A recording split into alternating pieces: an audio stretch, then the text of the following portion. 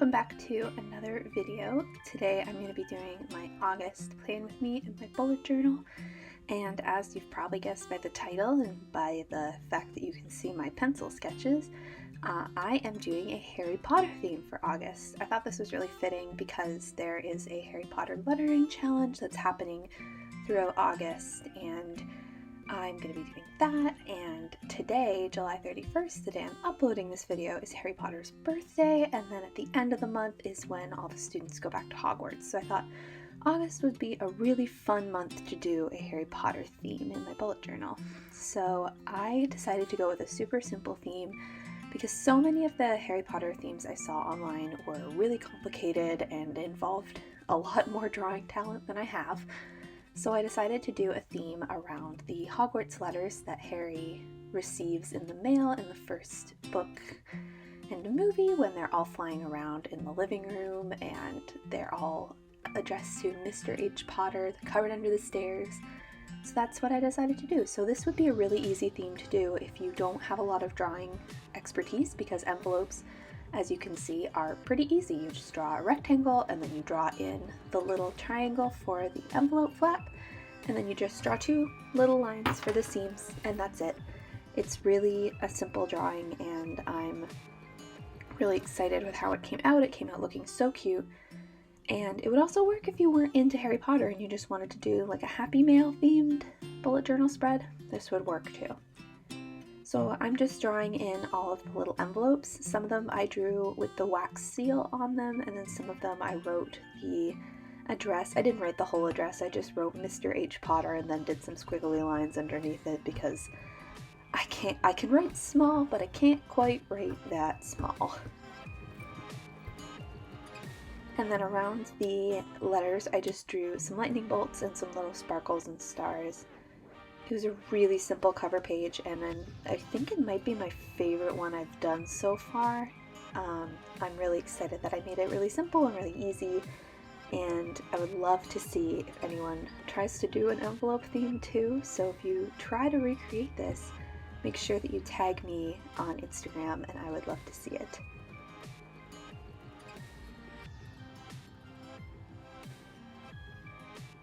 So I thought about doing a bit more of a Harry Potter Hogwarts houses theme when I was doing a Harry Potter monthly layout, but I ultimately just decided to go with the classic red from the wax seal on the Hogwarts letters. Red and beige are pretty iconic Harry Potter colors because they are also the colors of the Marauders map.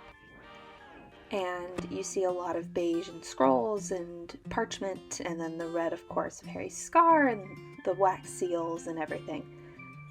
But in case you're wondering, my house is Slytherin house, so I was trying to think about how to incorporate Slytherin a little bit more into my layout. I didn't really do that, but I think I might actually make a Slytherin themed layout down the line. Maybe for around Halloween I could do like a Slytherin themed layout. That would be pretty cool, but I am definitely a Slytherin. Over here on the left-hand side, I'm just lettering a quote from the iconic Albus Dumbledore that says, "Words are, in my not-so-humble opinion, our most inexhaustible source of magic." So I thought that was a really cute quote to letter in going into August, especially when it's one of my goals to do more writing and to be a little bit more creative. It's a big month for me coming up, so I thought that maybe having a source of magic would be a good thing coming into the month.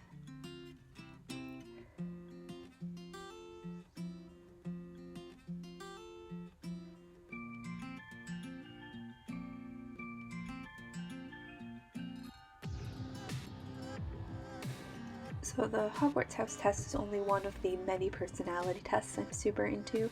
I've kind of gotten really more into personality tests lately. Just last night I took an Enneagram test and I found out I'm a type 4.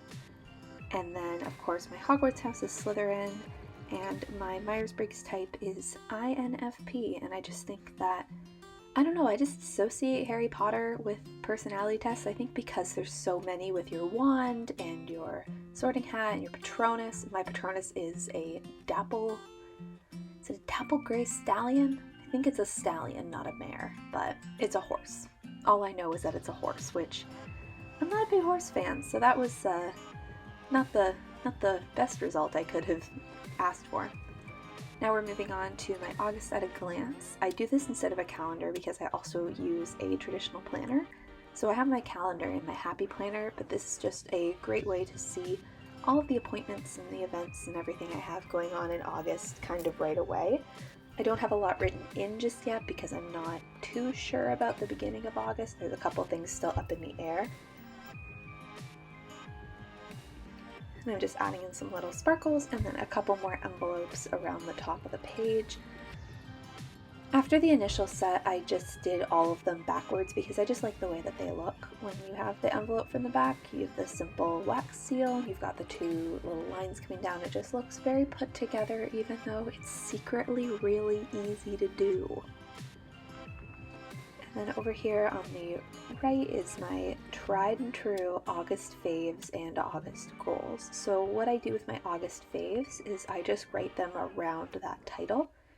So anything I'm listening to or reading or watching goes in the August faves section. And then below with the August goals, I added some more envelopes here and then listed out my main goals for the month.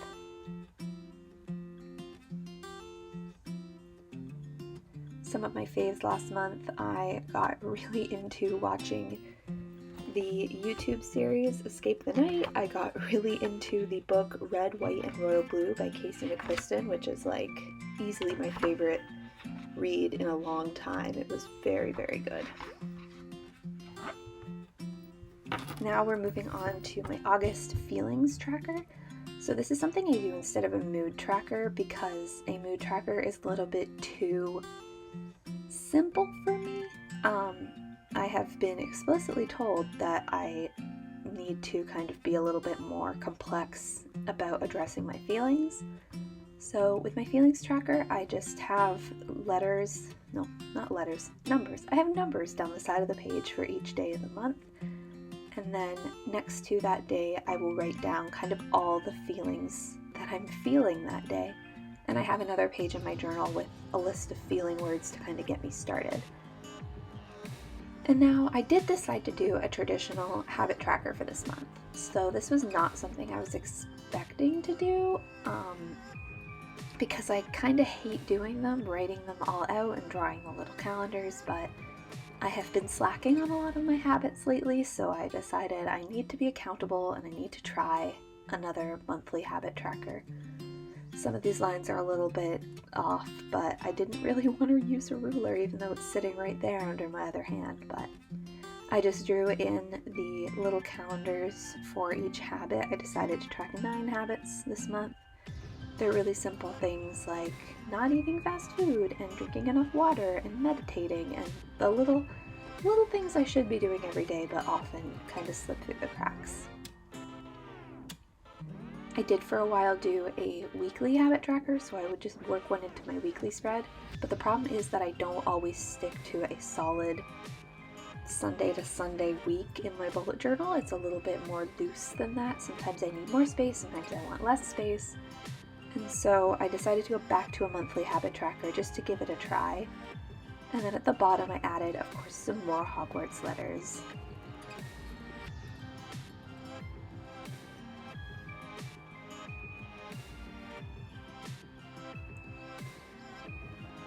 So my habits are kind of range from a bunch of different things, from posting consistently on Instagram, to being healthy, to remembering to write all the time, to meditating and walking my dog, which are a couple things that should come more easily to me than they do.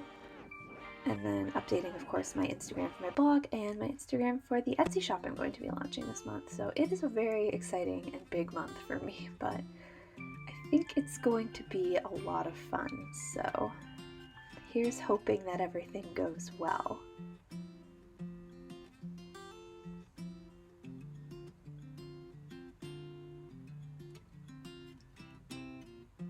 I just added the numbers into just the first 3 calendars. I could not do them all in one sitting, so I went in and I added the other calendars in later on. Writing those tiny little numbers looks so easy when you speed up the footage, but oh my gosh, it is tedious. It is so tedious, and my least favorite part of doing a habit tracker. I'm just adding a couple finishing touches here, kind of erasing some of the pencil guides behind some of my titles, and then I'm adding in a little bit of washi tape here on the Faves and Goals page to just kind of separate the favorites from the goals, and then I added a little bit on the August at a glance as well.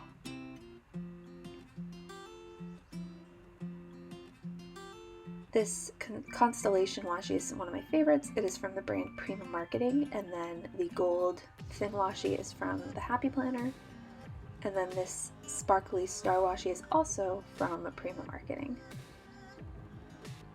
And there we go. There's my final flip through of my August pages, and I am all ready to get started this month. Thank you so much for watching, and I'll see you in my next video. Keep it magical.